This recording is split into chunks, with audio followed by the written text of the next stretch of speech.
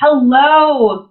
Hello, everyone. Welcome to Founders Live Seattle. This is March 2021. Can you believe it's been a whole year of almost virtual Founders Live?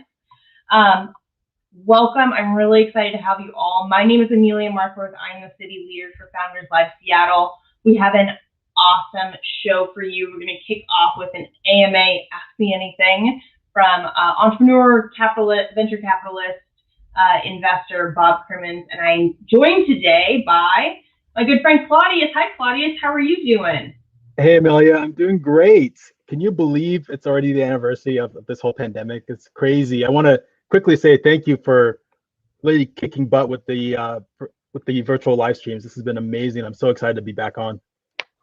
Well, thank you so much. It has been fun. I have been loving Founders Live. I started coming back in 2017 to the live shows.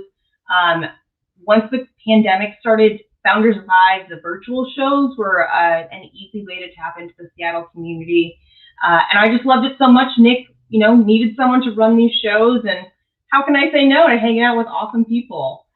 If you're here today, please go ahead, drop it in the chat. Where are you joining us from?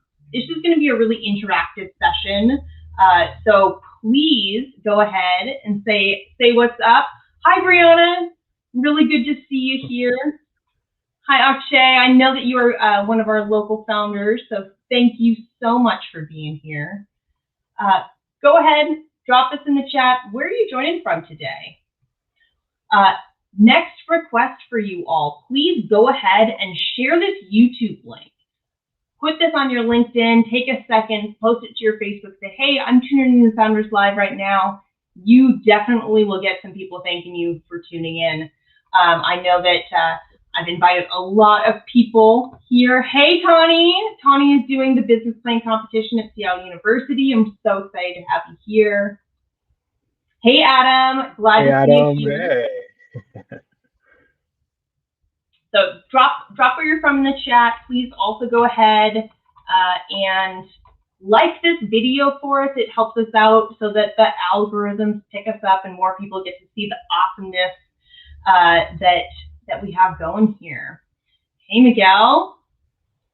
Well, we have I think my favorite part of the virtual live streams is all the different places people are coming from. I love it. Yeah. Oh, we got some Canada love in here up north. Oh, hey, Mark from Chicago. Okay. Well, we have some awesome people in the audience today. Please keep saying where you're tuning in from while we get going. We are going to kick off tonight before we hear from 5 of the hottest startups in the Seattle community. Bob Crimmins has agreed to join us. Claudius is going to be leading a Ask Me Anything AMA. So just like you're doing now, use the chat button to put your questions for Bob in here. We're going to get him going up just any second here. Claudius, you connected with Bob. I'm going to throw some more people up here. Yeah. But tell us a little bit, where you connected with Startup Haven. Yeah, so as many people know in the Seattle area, Bob is famous for running Startup Haven. And I don't want to give too much of his background here, but because I'm going to have him kind of dive into that. But being an entrepreneur, Startup Haven is a staple, just like Founders Live is in the Seattle startup ecosystem. And it's just one of those events that once you get a chance to go, you love coming back and engaging with that community. And so Bob has built an amazing community of founders, and I'm just privileged to be able to, one, be part of that community, and also know him. I think, again, I like to call him a investor slash startup extraordinaire in the Seattle ecosystem. A lot of people know of Bob and have met him and come across him. And so hopeful that people will get the chance to learn a little bit more about his background, more than just the Startup Haven side of things in terms of the poker, as well as his investing. One thing I quickly wanted to add is that we're looking to do this probably about 30 minutes, but the first 20 will probably just be me chatting with Bob about some of his background, and then I want to open up for the last 10 minutes for the audience to ask any questions they have. So please keep your questions in mind and post them in the chat, and Amelia will definitely make sure they show up so we can chat with Bob about those. Yeah, let me go ahead and invite Bob on stage. Hi, Bob. We're so excited to have you here. Thank you for joining us. Oh, Amelia, thanks. Thanks for all mine. It's a privilege to be here. Wonderful. Well, I am going to jump off stage and let Claudius and you have an awesome conversation. While this is going on, I'm going to be putting people's comments up on stage a little bit later, so please put those in the chat. Thank you all for being here. I love Founders Live. I do this because I have fun. I have fun in the audience. I'm having fun on stage now. And even though after it took me about 11 and a half months, I'm finally over Zoom meetings. I loved them for the first 11 and a half months, but something broke down in me this month. So this is such a cool opportunity. We can all come together virtually. And I know that when we can be in person, it will be even cooler because we'll have the virtual and the in-person. So thank you for being here, Bob. I'll let you two take it away. All right. Thanks, Amelia. Hey, Bob, how's it going? Claudius. Good Long to see time you. no see. Yeah, right. The audience doesn't know, but Bob and I, we were working on something together, and so it was fun on Friday to get to sip some whiskey while he was sipping on something else, and cheers to each other. So it was a good evening, a good start to the weekend for sure.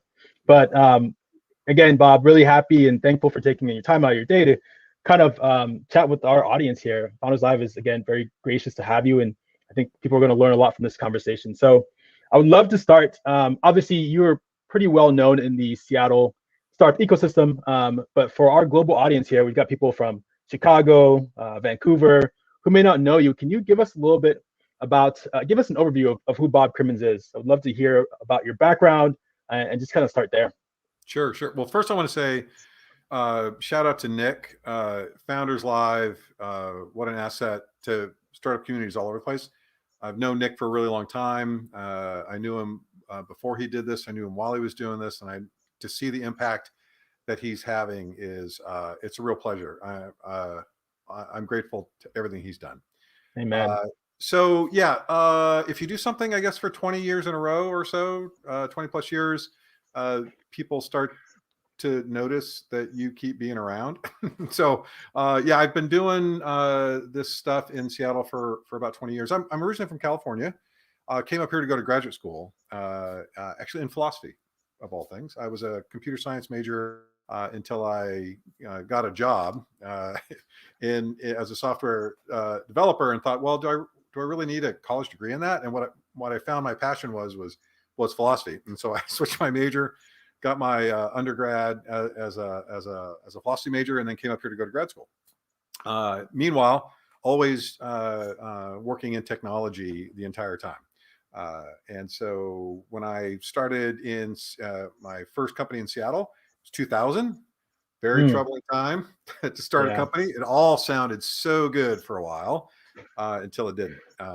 And so I was there for the bubble burst and stuck with it. I'm passionate about it. And since then, I've founded a handful of venture-backed companies in Seattle and have been a mentor and advisor literally to hundreds of companies through my work with Startup Haven and Techstars and some other accelerator programs in the region and elsewhere. And yeah, I've just always been drawn to it. Startup Haven started that 15 years ago, about just as a passion project to bring founders, investors together. It occurred to me that the number one thing, and I still believe this, like, try to talk me out of it. The number one thing that an earlier needs is a network full of other experienced founders, investors. No one else on planet Earth can help you more than another founder, especially those founders that are one or two steps ahead of you. And so quite by accident, I started inviting people to a poker game because I want to learn how to play the game. And I thought, well, that looks fun. And I started inviting people to play. And it turns out virtually everyone I know is a founder investor. And so that's who started coming. And it grew and grew. And yeah, so that's kind of how I got where I'm at now. And a lot of, as you know, a lot of exciting things have happened the last couple of years. Really, really quickly. Yeah. So in terms of your history in the startup ecosystem, again, we know Startup Haven. You mentioned the desire to kind of leverage poker as a way to kind of build that community. Obviously, as a founder, I see a lot of similarities between this startup ecosystem and poker. Can you talk a little bit about and this is us riffing a little bit, what are some of the similarities you see between like poker and just like the founder, being a founder? Yeah, well, so this could be a 2-hour program just on that topic. it's remarkable, and it was totally by accident. I wasn't planning it. I didn't think the world needed a startup poker game. There was plenty of startup poker games around anyway. But what I learned was that the game of poker has some elements that not only sort of are reflective of the things that you need to know and understand and what you learn and skills that could be helpful to you in your life as a startup founder, but it also is hands down the best possible activity that you can do with a room full of founders to build relationships. There is nothing else. It's remarkable. I'm not as immovable on very many things, but this is one of them. I've been doing this now for 15 years, hosted more than 350 events, and I have seen the impact that getting people around a table, give them something simple to do, so that everybody feels comfortable contributing when they're ready, and they all play a game that everybody understands, and it's really, really easy game to learn. There's the tiniest bit of money at stake because we play a very low stakes game. If you're a hotshot poker player, you will be bored if you come to a Startup Poker 2.0 event expecting to play high stakes poker. But what happens is that the elements of that game, its pace, there's these inflection points where there's a big pot or a bad beat and everybody's on their feet and they're yelling and high-fiving, and you can get 8 strangers around a table and they will leave knowing each other and wanting to help each other. And because we do them every month, relationships. Hey, good to see you again, Claudius. Remember that thing? Let me introduce you to that guy. Da, da, da. So that's how poker is like literally the best networking opportunity, I think, for founders. In terms of how it mimics founder experience, I will say, I think the most powerful thing you say, there's lots of things you can do, analogies you can draw between, hand selection and table selection, and, how you bluff and how you bet and what your strategies are. But I think the most powerful element to understand is that poker is a game of limited information, and you have to make probabilistic decisions in an environment with limited information. And that's what you have to do as a founder. And the more you get used to thinking about, oh, I have to make this, should I do this or this? In poker, should I play a Jack-6 offsuit? Well, I don't know. Let me see. What are the odds that could actually be successful? Sounds good. It's got a jack. Jacks are good, right? They're a face card. But as you learn more about the game and as you learn more about startups, you learn not to make as many mistakes. And in my experience, all those years and years of working on startups, each one of them taught me something, a mistake that hopefully I won't commit again. And so that dynamic is similar with poker too. As you do it more, you start, oh, you know what? I've seen this pattern before, and it carries over to startups, between startups and poker. Yeah, I see Gene. By the way, asking anybody here. just Google startups and poker and lessons, and you'll find dozens of people who have written about the lessons I've learned from playing poker, and there's a reason for it. It's a good reason for it. No, I think so too. It actually, I think, has a broader semblance to life in general. But for me, poker is about taking calculated risks and making the right bet. And so that's a simple summation of kind of my experience with that and startups. But I want to quickly get to Gene's question here. What poker rules do you use at Starthaven? No limit Texas Hold'em tournament style. So Gene, if you're ever interested, definitely come up to Seattle if you're not in the area. But going next, kind of building on that, being part of Starthaven, I know that there is more to it than just poker. You've talked to me about this before, but I'd love for you to talk to the audience that who is Starthaven for and who isn't it for? And I want to make sure that you get a chance to be able to articulate this. Yeah, that's something I didn't learn. It took me a few years to learn this. If you hold an event and you say, hey, it's for the startup community, lots and lots of great people come, and they are all like fantastic. But what happens is the best conversations, it's more about optimizing, like the best conversations, the best relationships, the most help come when everyone in the room is a founder, exec, or investor. That's when the best stuff happens. Now, there's lots of kinds of startups, and there's, you're an entrepreneur. If you're a consultant, you're an entrepreneur, like you work for yourself. If you have Sure. a bakery, brick and mortar bakery, you're an entrepreneur. If you have a UPS franchise, you are an entrepreneur. There's lots and lots of different ways to be an entrepreneur. One way is to be a venture scale entrepreneur. There's a whole class of problems, challenges that you're going to have to overcome that are only present for venture scale founders. And there's an experience that goes along with being a venture scale founder that is unlike the experience of any other kind of founder that you could be. Now, none of them is better than the other. In fact, in my experience, some of the most successful founders are lifestyle business, like they build an empire, never have to raise $10 million and then $100 million, but they create great jobs for a bunch of people, and everybody is super, super happy. The vast majority of venture capital startups are going to fail. That's a hard thing to do. I know that routine really, really well. That's a hard thing, and your UPS franchise could fail too, and your bakery could fail too, and those are tragic things, and they're super, super hard. Venture scale startups fail in a little bit different way.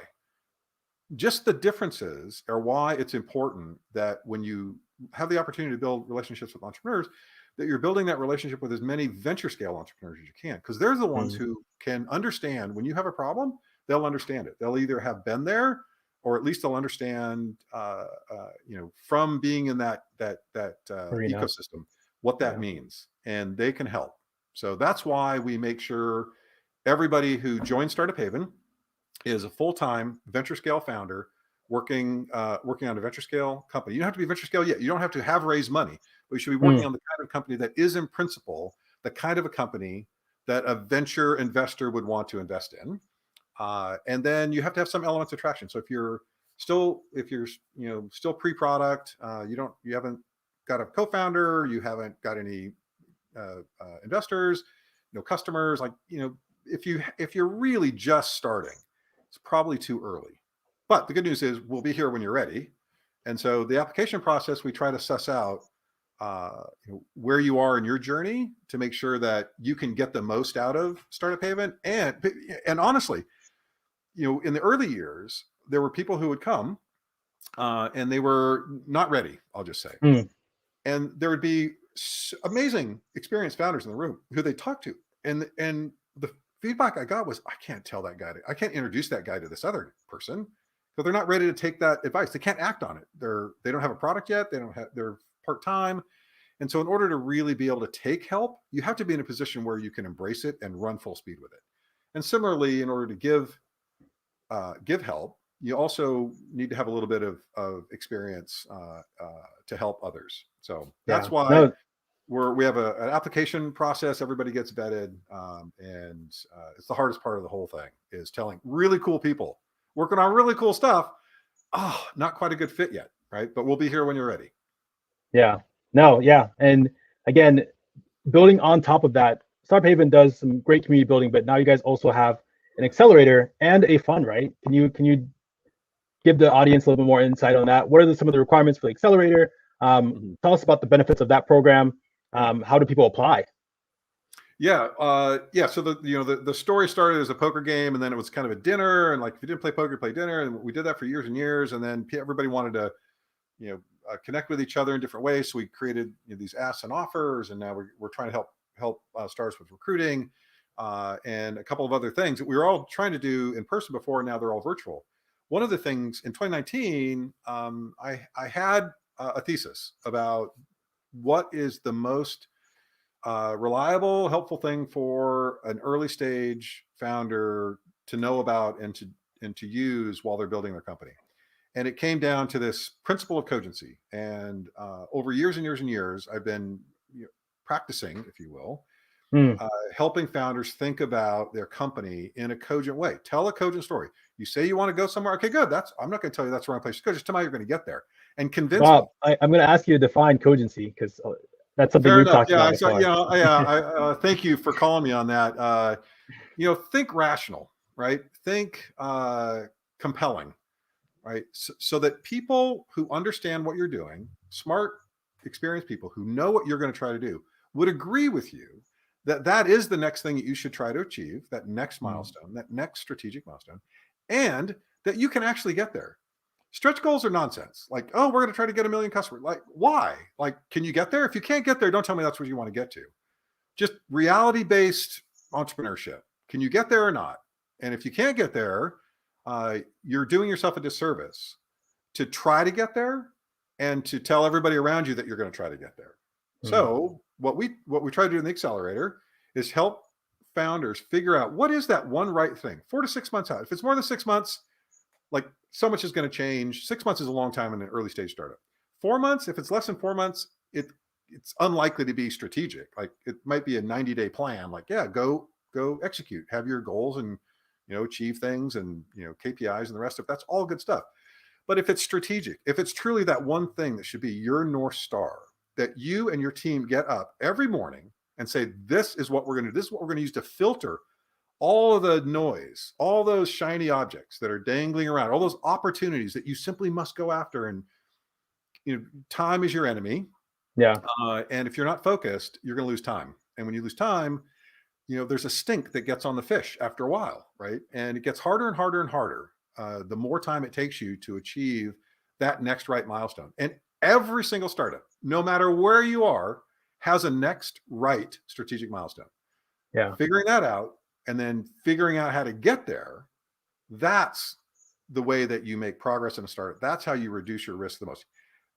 You could have a great idea, great product, great market, great team, some fun. You could have all those things and you're still not out of the 95% failure range. You're, add all those things up. I don't know how you get past like 30%, 35%.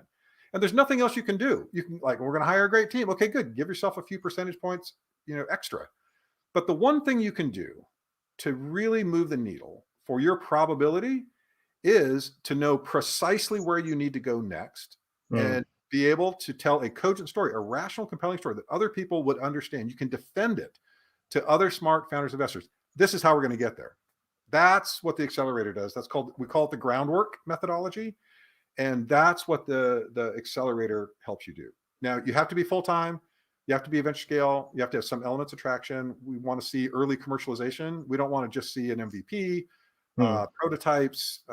We want to see that you actually built something that somebody thinks is solving a problem. You're adding value to someone and they've done, maybe they paid you, maybe you have some, gathering users or something. But you do need to have some traction because the Accelerator is not like some other accelerators where you should come prepared to tear the whole thing down and question everything and be prepared to rebuild something new if you have to.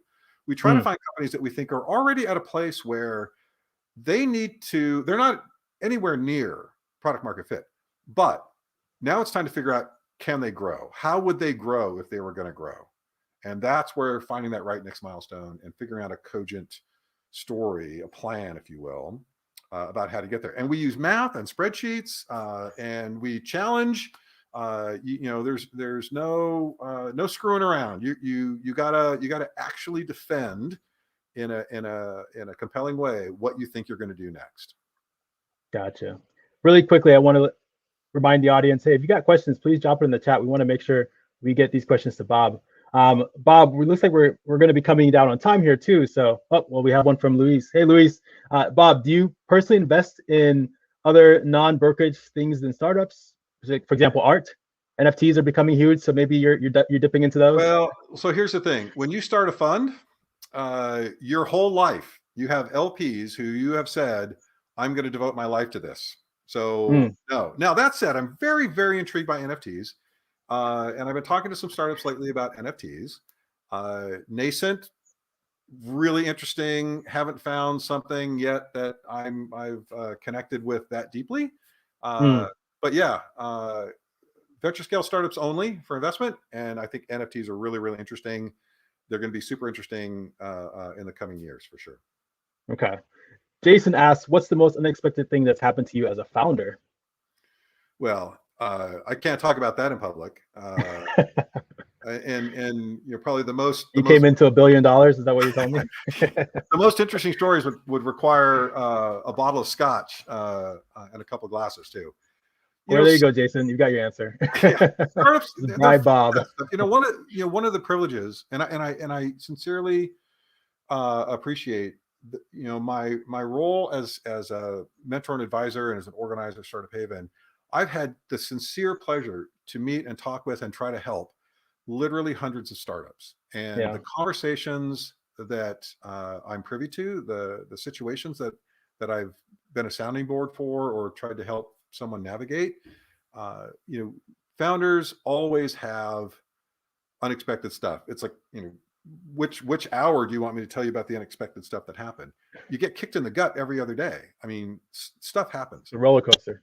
There are some really, really, really big ones. And those often, in my experience talking with so many founders, they revolve around co-founder issues. Those are some of the hardest, most unexpected, but hardest things.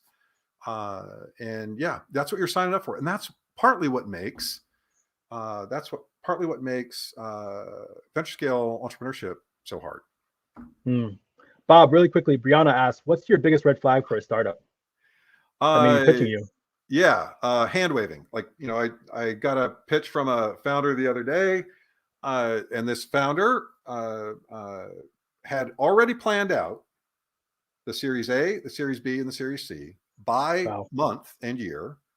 And wasn't sure if the exit would be as IPO or from they didn't plan that part out.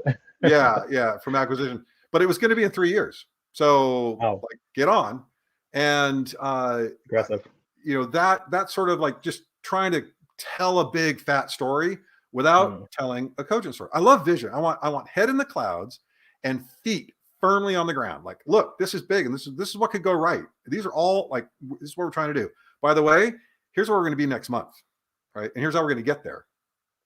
So if I don't see, in effect, if I don't see cogency, if I don't see someone who's rational, who has their numbers, and if they can't show me a model that tells me how they can get this thing that they want to get to, then I'm skeptical, and it worries me, because it demonstrates not just that they haven't done it in some cases, but that there's a lack of interest in doing it. That somehow, if you are thoughtful about how you're going to make progress with your startup, that you're not doing it right. You need to throw shit at the wall, or swing at a big fence, and like follow your passion and just be perseverant and da-da-da.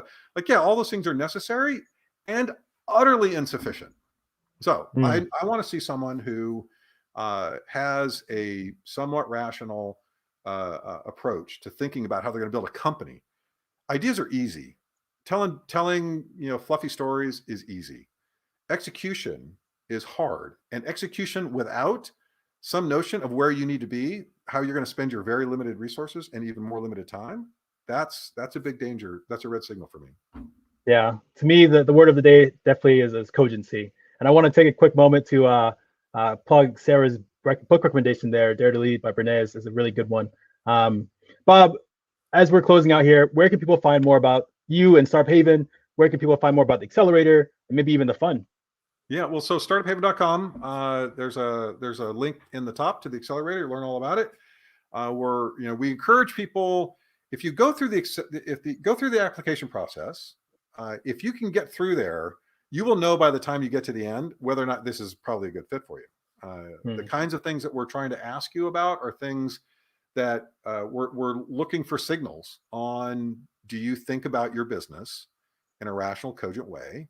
Are you a disciplined founder, or are you this guy who has his ABC all planned out, right? Yeah, so that's probably the easiest way. If you're a venture scale founder and you're interested in joining Startup Haven, go to Startup Haven. There's buttons all over the place to apply. Go apply. And part of that application process, because we're going to vet you, takes time to vet people. So we do everything we can to make you say, "Oh, I'm not ready," right, and stop doing the application. So if you go through that application process, it'll explain everything to you. In 10 minutes, you'll know, gosh, Startup Haven is this valuable, or I'm not a good fit. One of those two things. Well, thank you so much, Bob. This was amazing to get to chat with you. I'm personally looking forward to the days when we can get back together and play poker in the same room, as well as have a Founders Live that's actually in person and I can see and hug all the amazing people that are on this virtual live stream. Yeah, me too. Ironically, tonight, we started doing virtual poker 2.0. It's going on right now. I'm going to hang up the phone and I'm going to go play poker with some founders and investors. And I don't even care what cards I get, because I just want to hang out and meet people. I love it. I love it. Thanks so much, That Bob. is awesome. Luckily, this YouTube will live on forever, so you can always come back and see the pitches later, Bob. Thank you so much for being here. Awesome questions, everyone. Really glad to have you. And thanks so much for the audience questions. And to all the presenters, I am going to come back and look at the pitches. Awesome. Well, thanks for being here, Bob. We'll see you later. Good luck in poker. All right. Take care. Yeah. Win me something. Yeah, right. All right. What a cool AMA. I have not been into poker before, but I feel like I got to get into it. It's something that takes a little bit to learn, but once you learn, it is such a fun game. I had to pick it up as well, but it's such a fun game. Awesome. Well, I just want to re-welcome everyone. We're here for Founders Live March 2021. This is our 1 year since virtual events. I know that the March 2020 Founders Live Seattle was quickly rescheduled. So thank you for being here. Do us a quick favor. Share this YouTube link, like it for your friends, invite someone to come. You can see we have 80 people streaming in live right now. For those of you who are maybe new to Founders Live Seattle, I'm going to show you a quick video, everything you need to know. Founders Live is the global venue for modern entrepreneurs, especially during these very challenging times. The direct impact of COVID-19 is currently being felt around the world, and it could get worse before it gets better. We are here to help you through these challenging times by connecting you to the people, information, and resources meant to move you forward as you start your next project. We see an opportunity to bring the resources and capital and connections to the people that need it and the people that can use it, no matter where they live in the world. My honest opinion is, no matter what the economic climate is in the world, Founders Live can be important. In the good times, when it's booming, we're here to help grow companies and have them access capital that's flowing around the world and really be a fun, great event and global platform that powers entrepreneurship. In the tough times, we actually think we can be the answer, given the fact that if people are actually getting laid off and unemployment starts rising, well, the choice to start their own business is front and center, and Founders Live is right there to help them grow. I believe the secret sauce of Founders Live lies in the combination of these three words: inspiration, education, and entertainment. Inspiration is rooted in the energy and the passion that every single attendee has. The education is the information that we're bringing to people that they otherwise couldn't find. Founders Live Online helps solve entrepreneurs' daily challenges. If you have a question that you're just wondering, like, I don't know what to do here, you simply need to just type it into Founders Live and someone else will answer it right there for you. And the entertainment is the fun. We believe business should be fun, we believe it should be casual, and we believe it should be inspirational.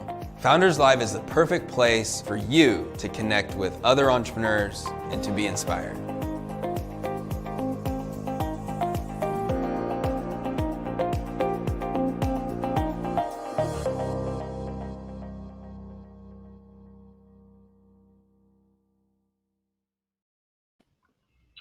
All right. Well, thank you so much for being here. Thank you, Claudius, for joining me. Of course. Wouldn't have any other way. For those of you who may be new to Founders Live, my name is Amelia. I am the city host. During the day, I work at the Seattle University Innovation and Entrepreneurship Center. I'm teaching some undergraduate classes in entrepreneurship. If you are a student, put something in the chat. Throw up your LinkedIn or what your major in. If you're hiring, we have some awesome students. So if you're a student, put something in the chat, shout it out. I know, Claudius, you launched as a student entrepreneur, so I love seeing that full circle. I know, it's amazing. I love to see students engage. This is the best way to one, get your feet wet, get in the community, see what other people are doing, and just learn about what you can do as a startup founder, especially from pitches. Yeah, well, welcome new entrepreneurs and old. Thanks for being here to Founders Live. It really is the ultimate entrepreneurial experience. We've moved it seamlessly to a virtual platform, but I know that we are thinking about the times when we can be back in person. So we're here for all of it. We're all the inspiration, education, and entertainment. Founders Live brings the global plus the local community together. So there's an online platform. Oh my gosh. My dog Chunk is very excited about the global platform. I'll show him off later. Founderslive.com really is going to be the homepage for the modern entrepreneur. All of our pitchers, past winners, have access to this, and you can choose. So please check it out. Founders Live Seattle has hundreds of guests, 5 companies, 99-second pitches, 4 minutes of Q&A, and then you get to vote. We have one winner, and then that winner goes on to a global competition. This is live streamed globally, and this is happening in Seattle, in San Francisco, Georgia, and we have someone from Atlanta, really all across the world, South Africa. Claudius, you know, I know that you've been around Founders Live for a minute. I have, and I really love that, again, with the whole virtual experience, we're having founders and people in the startup community from all around the world get to see what's happening in this local community, in the Seattle ecosystem. I love getting to more or less teleport into different places like Vancouver and even Argentina and see the type of founders and businesses that are being built in these areas. It's really cool. And again, kudos to Nick for building such a global community and an amazing brand. I'm just, again, grateful to be able to be a part of it. And I think we're looking forward to all the founders that are be pitching here. So yes, our mission at Founders Live is to really become the industry-defining brand for entrepreneurs around the world. If you've seen Founders Live Prime Time, go in and vote for past winners. We really are trying to be everywhere for the next generation of Founders Live. So tune in.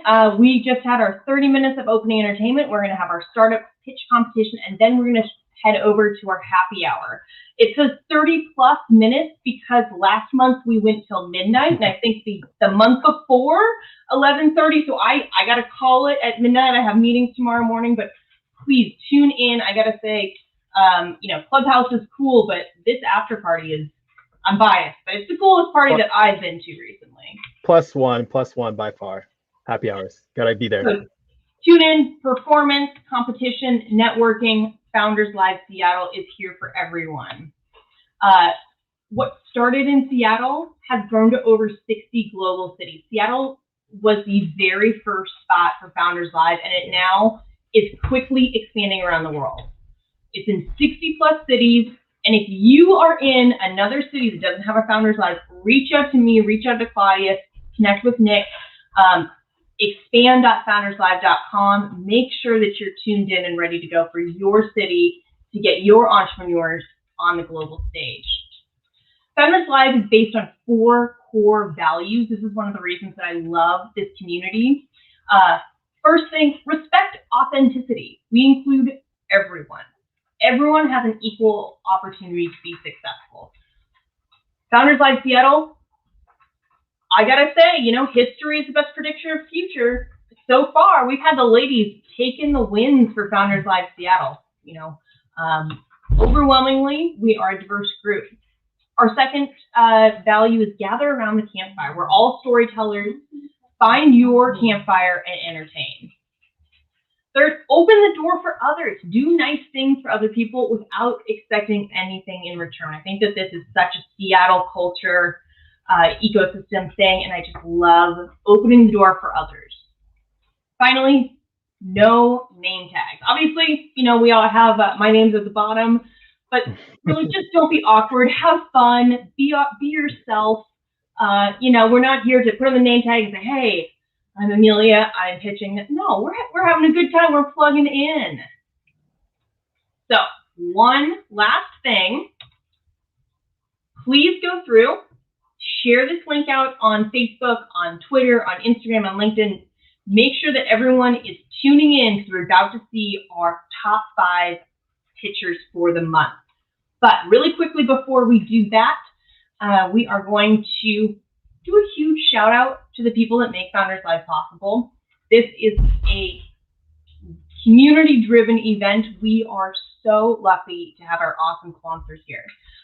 First off, I want to give a big shout out to A.B. Bernstein. Troy Niehaus is one of the best connectors in the city. Anyone who pitches or anyone who connects with Founders Live has an in with him. So please make sure that you are reaching out and checking them out.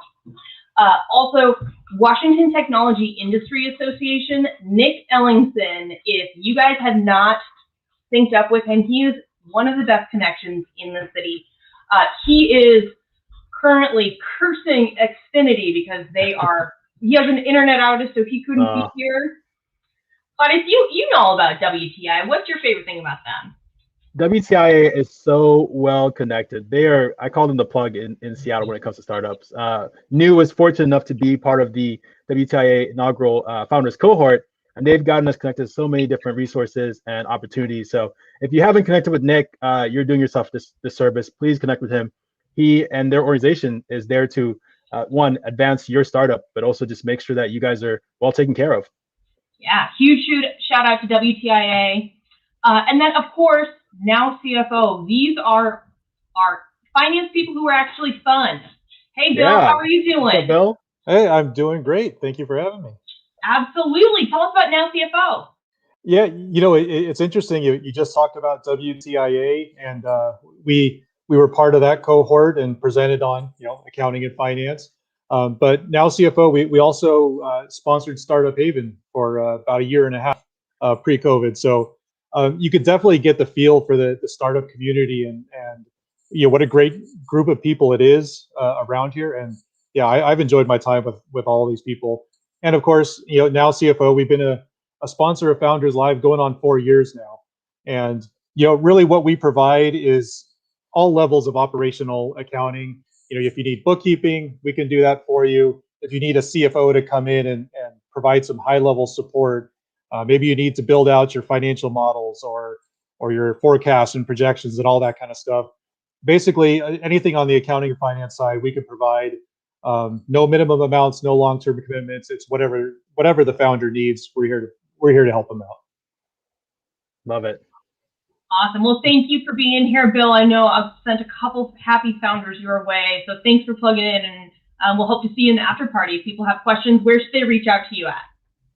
Yeah, you can find me on LinkedIn. That's probably the easiest way. I put my email address in my contact info, so find me on LinkedIn and send me an email. Awesome. Thank you so much, Bill. Thanks for being here, and thank you for helping us advance these awesome entrepreneurs. Okay. All right. Next up, we have a brand new community member for us. Snoqualmie Casino is a new sponsor for Founders Live Seattle. I'm really excited to introduce Takako. Hello. Thank you for being here. Hello. It's an honor to be here. Well, we had a chance to hear about Founders Life thanks to one of our fellow tribal members, Michael Ross. And one of the great things our tribal casino has is a sponsorship program. So we were honored to go ahead and help support this great event that you guys have. And a lot of your values match what we have as a tribe. It's a matter of educating, elevating, and expanding our reach to make certain everybody succeeds. So one of the great things our tribe does is lift up community members, and we have a wide variety of businesses to make that happen. And Snoqualmie Casino is our largest and oldest entrepreneurship ownership that we have.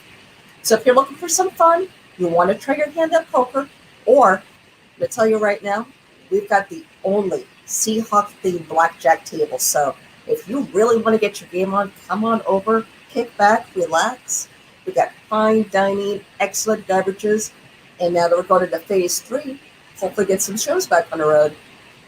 And if you're done fun and gaming and dining, we have a lot of trails to go ahead and enjoy, to go ahead and hike about and enjoy some of those sceneries. So it's an honor to be here. Thank you.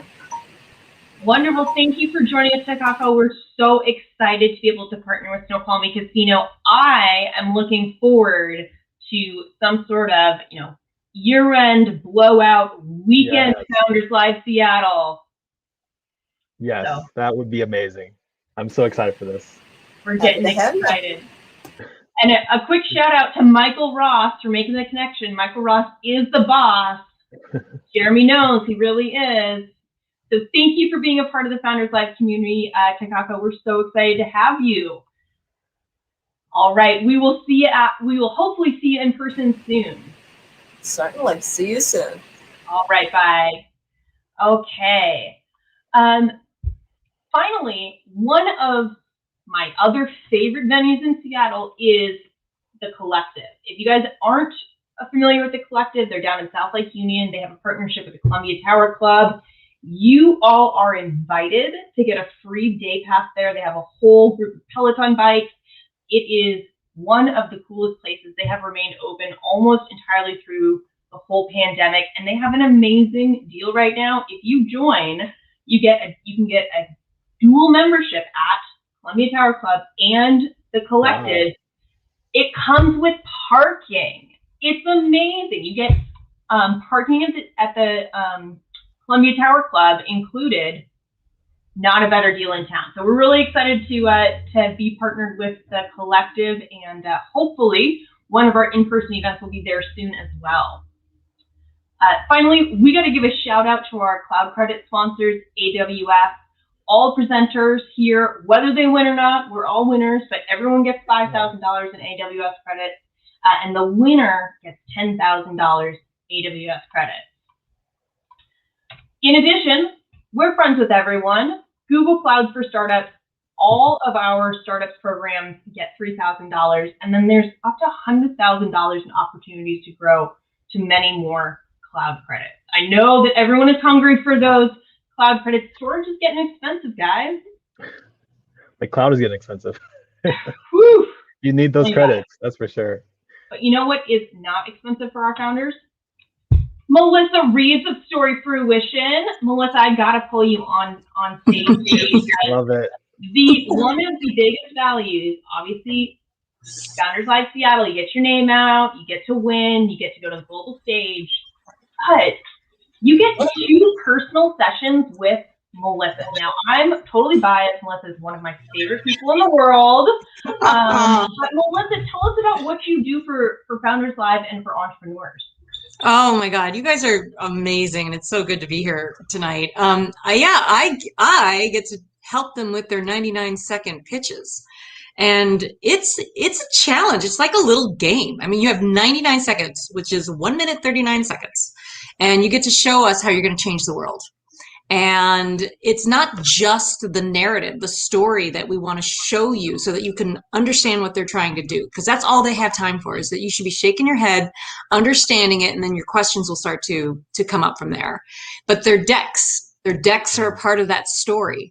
And so, you know, when you only have 99 seconds, there's a real cleanliness to the deck slides that we need. And so we get into the gritty parts of that too. And this group has just been amazing. I'm super excited about tonight. And I'm the only one that knows the content. Yes, Melissa gets the behind the scenes. Yep. So good luck to all the presenters. You're going to be great. Everyone was hitting your times. Everything looked great. Have fun, own it, and just enjoy. You're going to be great. Oh my gosh. Well, thank you so much for being here, Melissa. Thank you for all that you do. All right. Are you guys ready? I know that we've been teasing you for, I don't know, 20 minutes now, but we are getting close to our pictures. So thank you, Melissa. Are you going to be in the after party? I'm coming to the after party, of course. All right. I will be there. Chunks will be there. Claudius? All right. Thank you. You're doing great. Bye. Thanks, Melissa.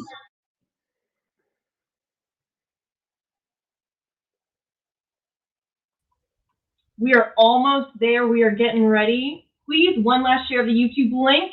We are going to be voting here at the end. Quick, like this video for us. Here we go. We're going to have 5 companies pitching. They each get 99 seconds, followed by 4 minutes of Q&A. The questions come from you, so while they're pitching, make sure to put them in the chat so we can pull them up. Up first, we will have Satchl. Really excited for our first pitcher. All right.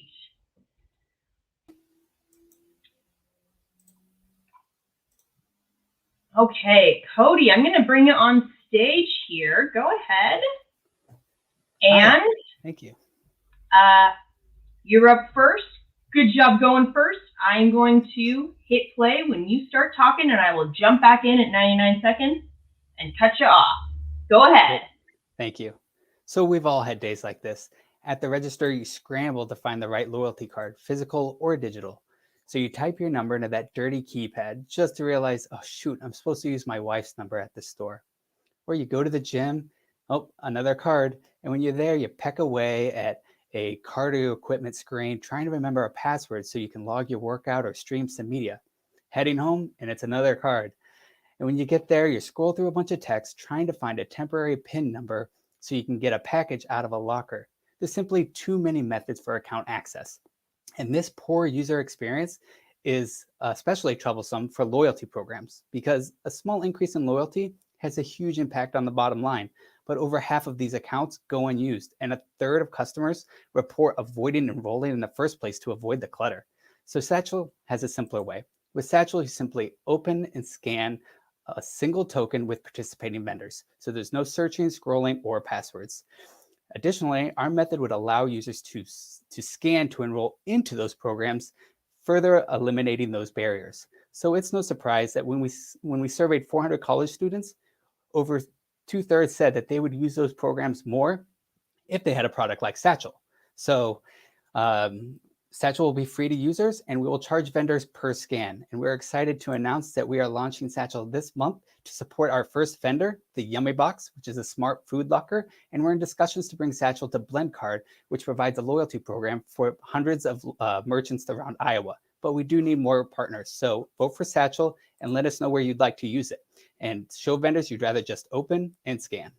Great job, Cody. Way to go. Fantastic. I love the idea of Satchl. Go ahead and drop your questions for Cody in the chat. My first question for you is, you're launching, who is your first customer going to be? Our first customer is the Yummy Box. So they provide basically a smart food locker. So instead of just going to a restaurant to pick up a food and it may be cold by the time you get there, or having to wait in line to get to the register, you simply go to their food locker and are able to pick up your food out of an insulated locker so your food stays nice and fresh. And so they're going to use Satchl in order to basically simplify that unlocking process. So you can just scan Satchl to get to your locker versus entering a PIN. Awesome. Claudius has a great question. How are you getting the word out to your merchants or vendors? Yeah, so we've done a lot of outreach through various LinkedIn. We're also in the WTIA, and then when it comes to our first merchant, when we're working our first vendor working with the Yummy Box, a part of their process already includes texting the users that PIN. So now they will actually be texting them to send them to download Satchl and use Satchl instead. So that's going to be really helpful in obtaining those first users. Awesome. Jason has a great question. How do you differentiate yourself from Apple or Google Wallet? Yeah, that's a really good question. So in some ways, we are a lot like a digital wallet in that you would add different accounts in the same way, especially when it comes to loyalty cards. But the way Satchl works, you can share with other members in your family.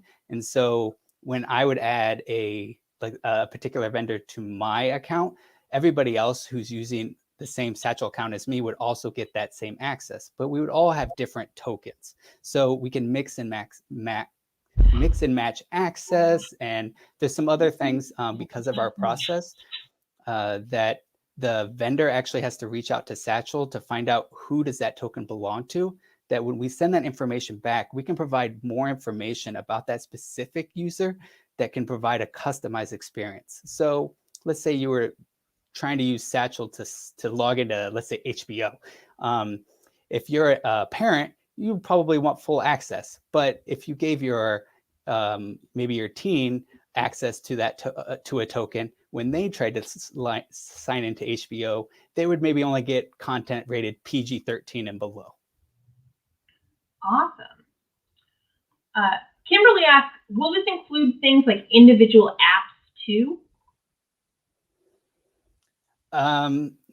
Okay, so yeah, that definitely could be the case. So that would be, if you were trying to log into a smart television at a hotel, or maybe you're at the gym and you're trying to sign into, I don't know, Netflix on the cardio equipment. So in that case, yes, there would be that opportunity to do that.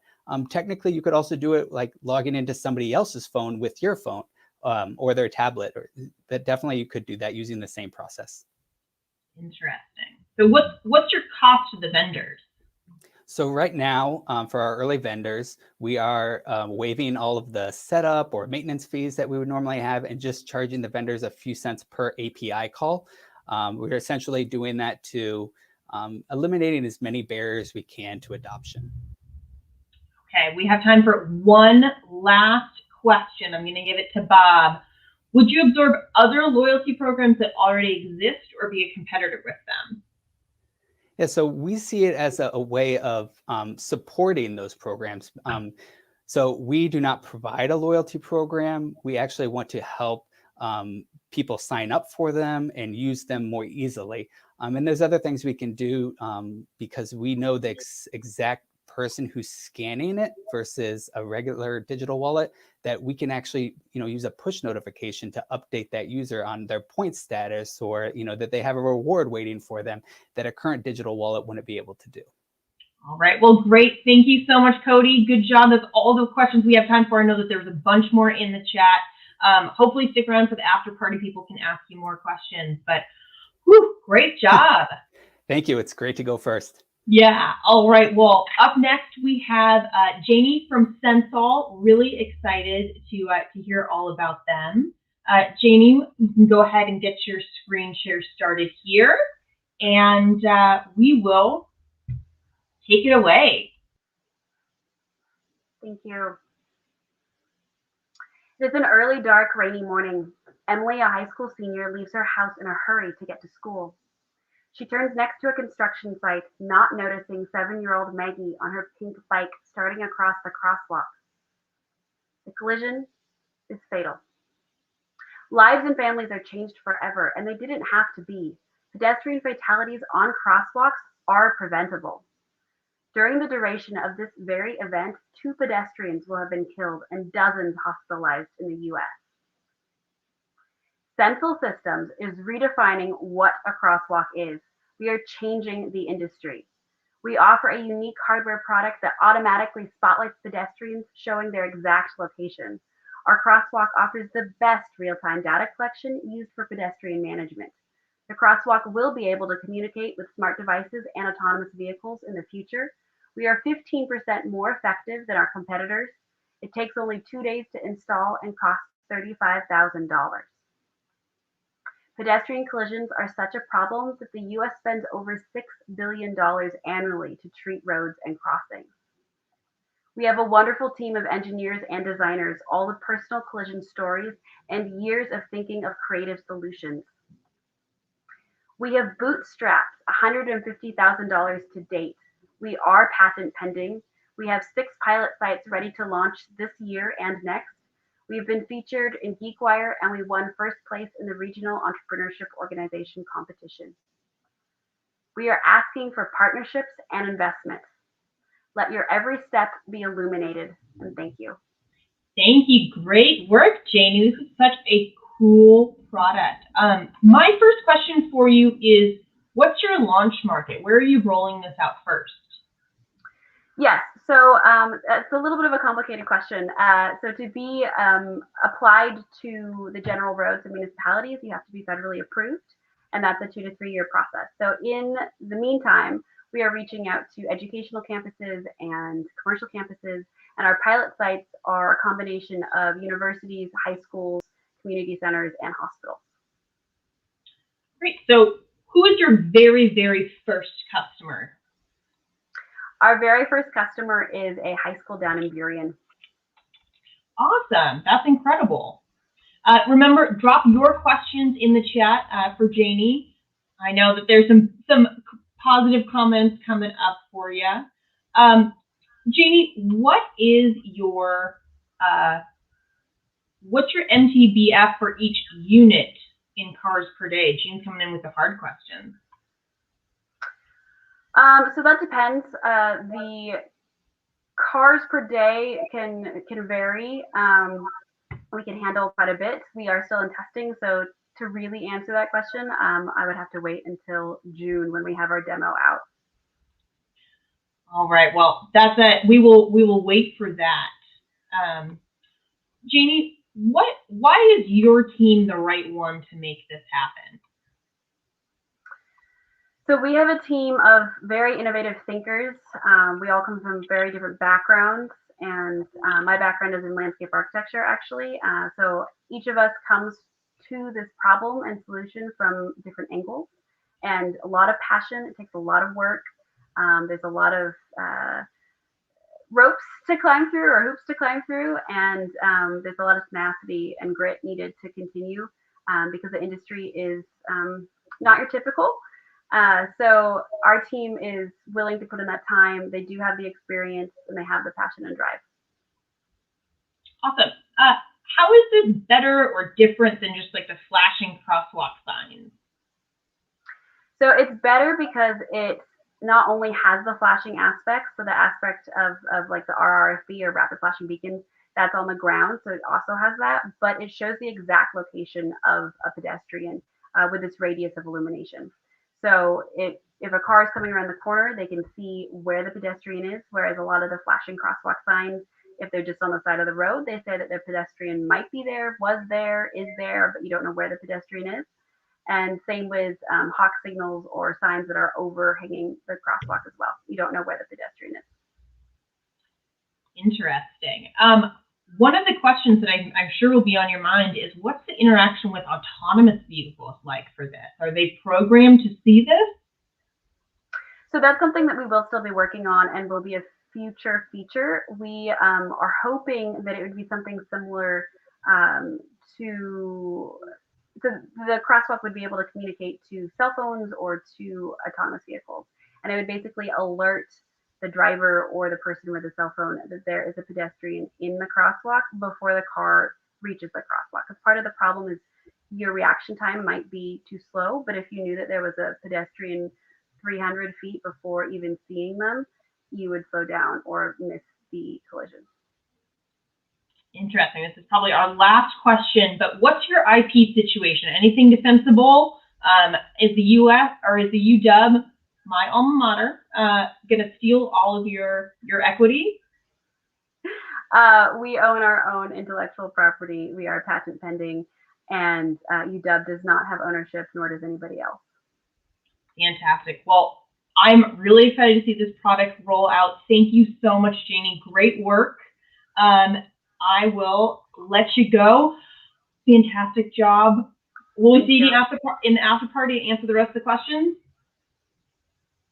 Awesome. Thanks. Well, thank you. Thanks, Janie. All right.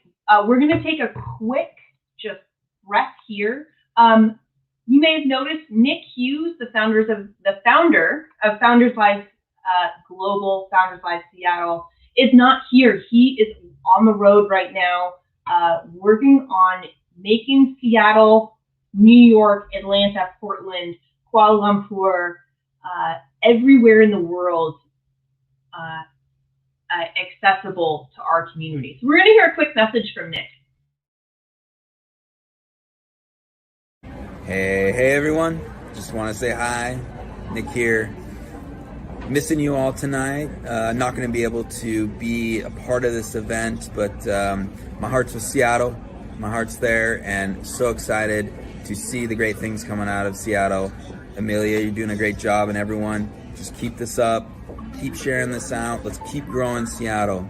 But I want to share you with a message here tonight that you maybe have seen, but we have released Founders Live Primetime, the app.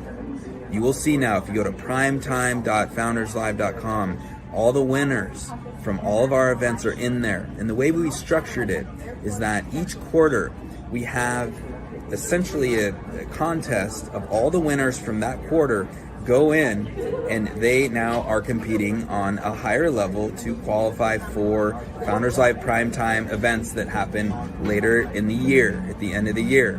So right now, there are a couple Seattle companies, you'll see them there, and let's give them some love. Let's support them let's make sure that Seattle goes on to Founders Live Primetime North America happening at the end of the year, and we need your help for that. So really excited, and you're going to see so much cool stuff. I wish I could tell you the things that are actually coming together right now. You will know and you will find out, but so excited about everything happening, and miss you all. So have a good time tonight. Good luck with all the presenting founders and everyone there. Have a fun time, and I will see you later.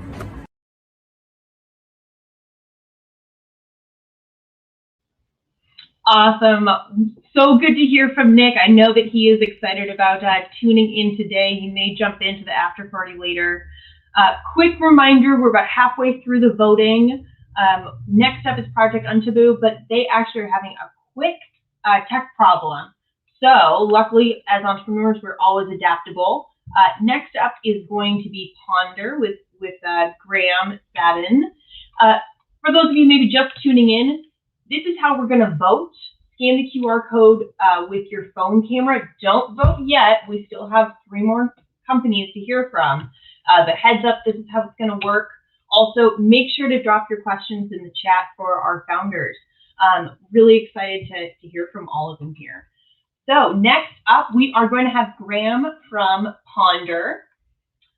Graham, really excited to have you here. I know we put you right on the spot. I'll give you a sec just to pull up your presentation, and you get extra points for being put on the spot. All right, Graham, take it away. Tell us all about Ponder. Oh, and unmute yourself. Oh, I won't start recording yet. I'm just so glad that you did it. Usually it's me. So that would help for the presentation. All right, great job, Graham. Take it away. All right, so let me introduce you to Sally. Sally sells sunglasses on Amazon, and this might be a typical review that she receives. It's great, right? Thorough, explanatory? Not at all. You see, companies and people like Sally are constantly looking for qualitative feedback, trying to make their products better, but scrolling through Amazon and looking at reviews like these do not help.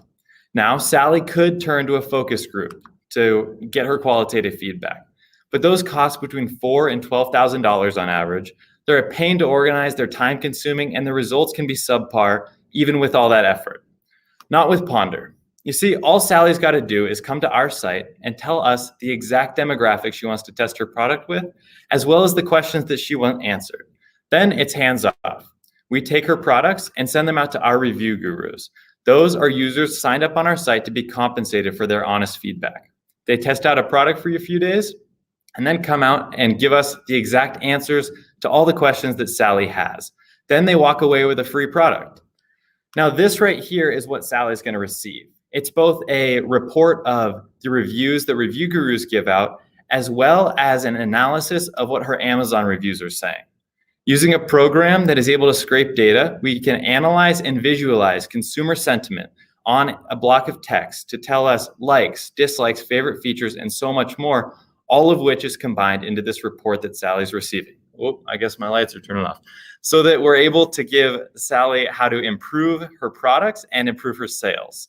So join us and let's ponder how we can answer these questions that marketers have.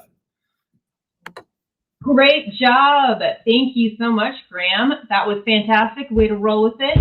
Thank you, everyone, tuning in for being patient with our tech hiccups. Lights going on, things not connecting.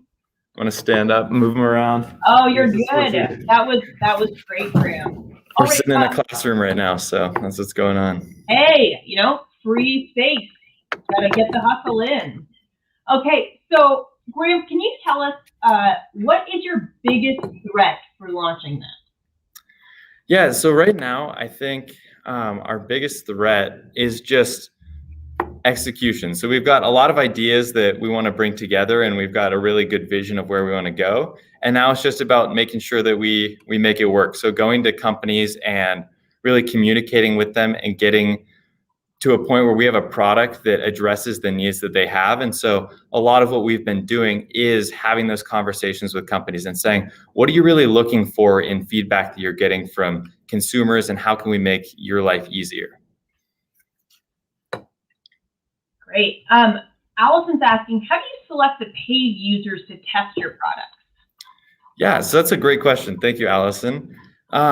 what we do is we don't actually pay our users. So all of the review gurus that I mentioned, they can join our site, and the way to really start receiving products is going through a university type program. So you go through and complete some tasks, you do a few learning courses, and find out how you can give this feedback to companies. And the incentive there is you're going to receive a product in exchange. And so the way that we keep the quality of these people writing reviews and writing that feedback is we benefit and rank up our users based on the quality of their feedback, not whether or not they said they liked a product or disliked a product, but how they can justify that. And so over time, the incentive to write good, like quality feedback is you'll get better products in the future.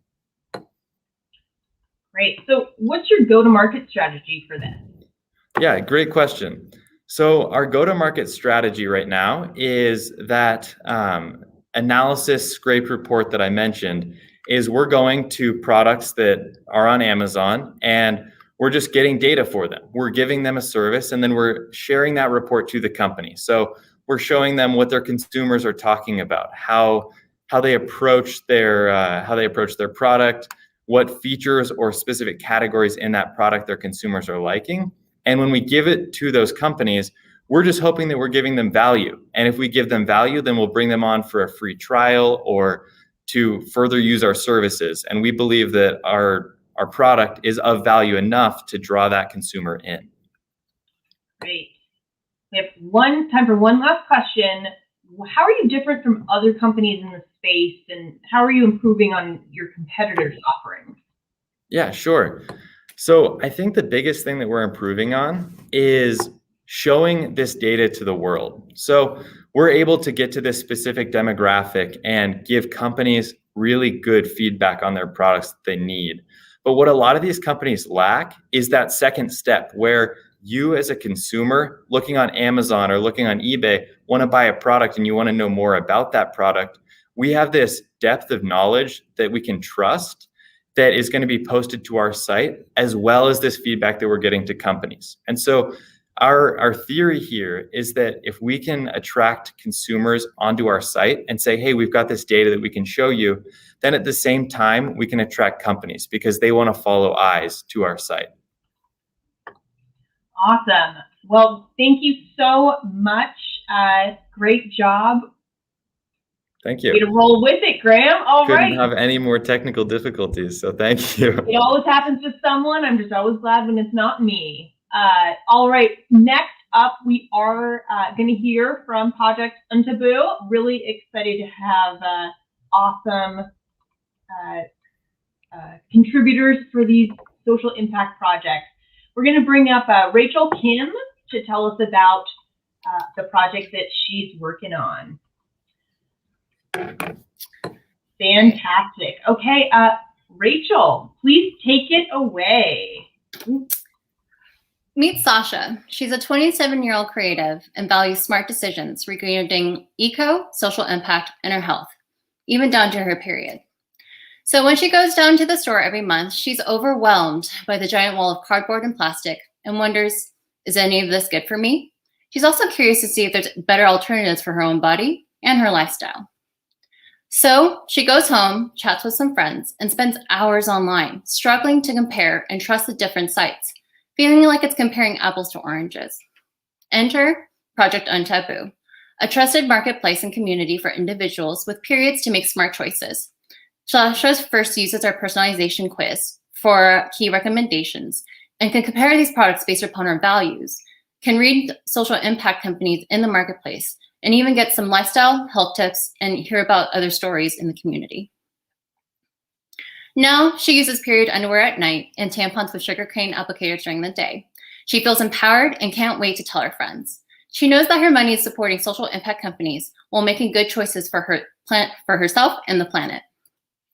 Although our MVP will be made available to the communities later this spring, we do have momentum with some early revenue, grants, and product suppliers, are part of some communities, and even garnered media attention in Forbes and Seattle Startup Week, to name a couple.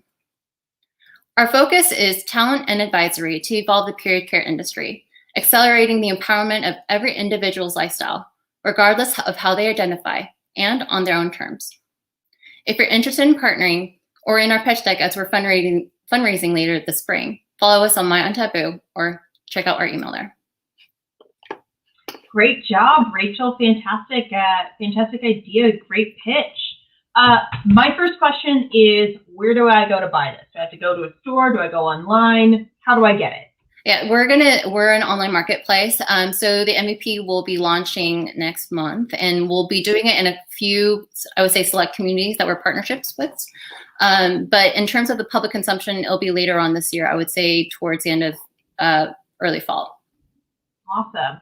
Well, Rachel, you definitely have a ton of fans already. People really excited about this. Thanks, guys. We have a real question though. Jean says, do you have any issues with Linux OS Ubuntu? I'm obviously not familiar with that, but similar names. No, we don't. It's actually Untaboo, and I think with regards to we've done market scan and we're the only ones with this name. But how we also try to make it more personal is by My Untaboo. Great. Well, again, we have some ladies who are really excited about this. But what do you donate excess products to homeless, for example, or like what's your social mission here? Yeah, so part of our business model is donating at least 1%, both in time, funds, and products. So part of it is having nonprofit partners that we actually donate funds to. The second part is product. Whilst we work with other manufacturers and brands, we're able to get it at a wholesale price, right? So we're also able to provide product that way. So some of it is for the homeless. Other key areas of charities that we're focusing on are actually indigenous, menstrual care nonprofits. Oh, that's fantastic. Maybe Don't Call Me Casino. This is the Michael Ross, the boss, asking you about this. I'm sure there's something to come, the after party where the real magic happens. Lorena asks, what's the story behind this? This is so fantastic. How did you come to it? Well, it was really, I went backpacking for 10 months and found that in the travel and tourism industry, there's a lack of product, but also lack of information of where to get product. And that just started, I would say, my inquisition. So when I talked to other backpackers, I came back to Seattle, talked to other people, we found, and this is through COVID pivot as well, is just being able to select products based upon your social values, which they struggled with. So it really started with a backpacking journey, but it's really been through a lot of discussions and discourse in different communities that's gotten to us this point. Awesome. Do you have any information about how much time do women spend or waste on finding the right solution for their personal health and wellness? You know, I've heard a lot of different, kind of internet fads around what to do, what not to do. But what's the time savings here? So there's multiple circles. The first go-to is really speaking with individuals and their family or their friends, and then there's the online research. So if you combine those two things, typically it's an hour a product. That's what we found. Being able to collate over 6 sources to be able to provide that transparency based upon value. Awesome. Well, we have not quite enough time for one more question, so we will just throw up some more love here. Awesome work, Rachel. Thank you so much for being here, and really excited to hear more about this. Great. Thanks. Okay. We're going to do one more quick special announcement. This is from our friends at Aloha. Hey guys, my name is Chris Shiroke. I'm the CEO of Aloha, and we're the most seamless way to do software development outsourcing for startups. We've developed a set of proprietary tools, infrastructure, and process, and basically have become the software development outsourcing experts over the last four or 5 years, so you guys don't have to be. So you guys can focus on your business, and we take care of the software development. You go with us if you want to hire smarter and scale faster.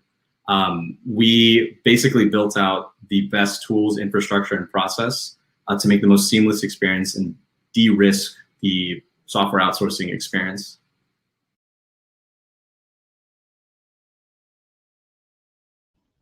Aloha is a new partner of Founders Live Seattle, so definitely check them out. Are you guys ready for our last but not least, TalkSocket? I'm going to bring Amy Bose up here to talk about TalkSocket. Really excited about this cool solution. Amy, is there anything we should know before we jump into your presentation?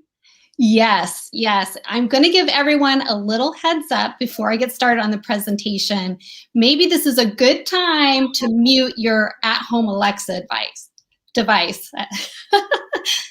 All right. Well, I will try to see if I can unplug her really quickly. But Amy, take it away.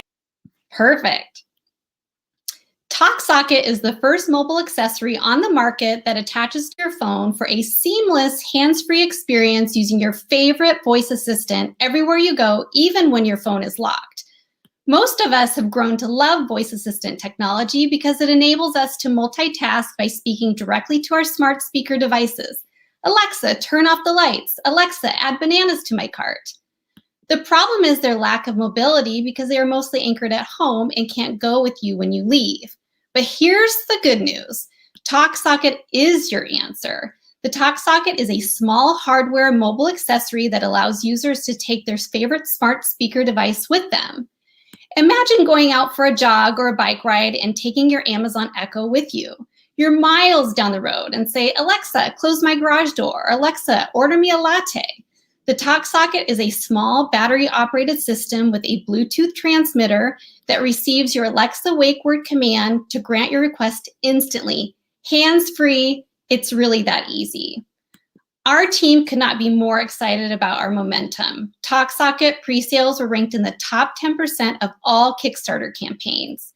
And we also have a partnership with the top 2 mobile accessory companies, OtterBox and PopSockets. We look forward to making everyone's life a little easier. We welcome you to pre-order your TalkSocket for $99, but at an extra discount to you on our website, TalkSocket.com. And any intros to investors that you think would be interested in supporting us in our next round are also welcome. Vote for TalkSocket. Awesome. You were right on time, Amy. Great job there. My first question for you, you obviously have some awesome traction. What is your next first step? Yeah, we are excited because we are right now in the development process. So we will be seeing prototypes in hand at the end of April. And then we plan to launch in October. So just in time for the holiday season.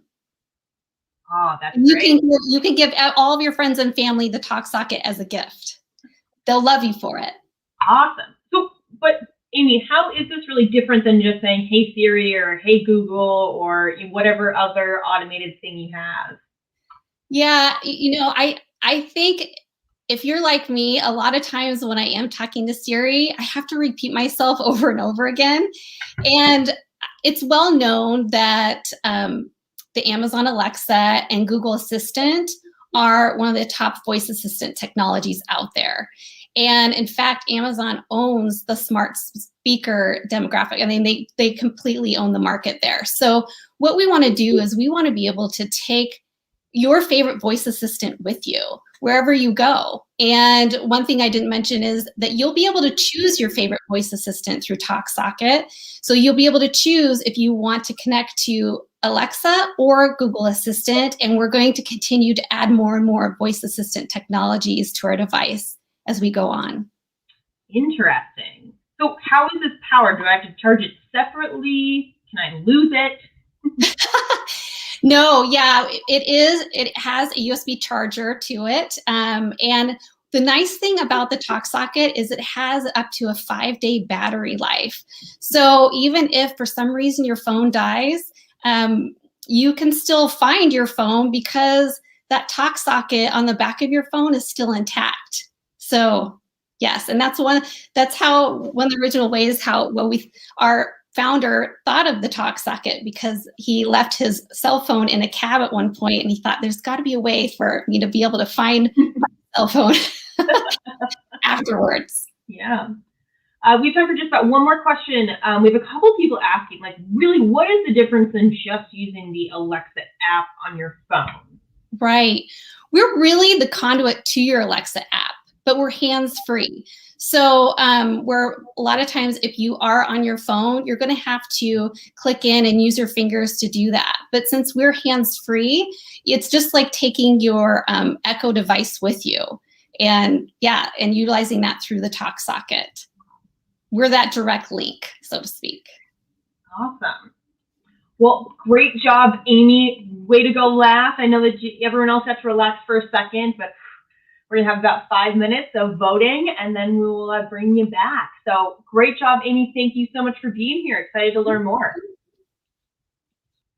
All right, everyone. So the time has come. We're ready to vote. So go ahead, scan your phone camera at the QR code. It also is in the bottom of the YouTube information, Founders Live. Obviously, it's not coming to me. That's why we have handy QR codes, and it's already preloaded in the YouTube right below. So we're going to have about 5 minutes now. Go ahead and scan that. While we are picking our winner, again, you pick, we vote. We're going to take just a second to have about 5 minutes of voting time. So we will be back.